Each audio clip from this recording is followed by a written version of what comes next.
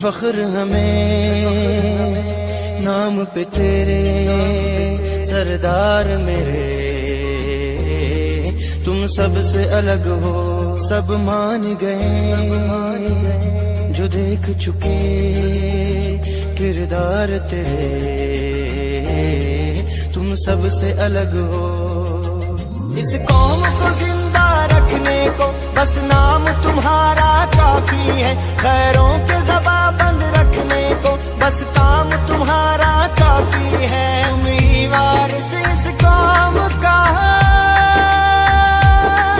تم ہی وارث اس قوم کا، ہم ناز سے بات یہ کرتے ہیں، سردار چنگیز کا ساسولی ہم تیرے نام پہ مرتے ہیں، سردار چنگیز کا ساسولی ہم تیرے نام پہ مرتے ہیں، سردار چنگیز کا ساسولی۔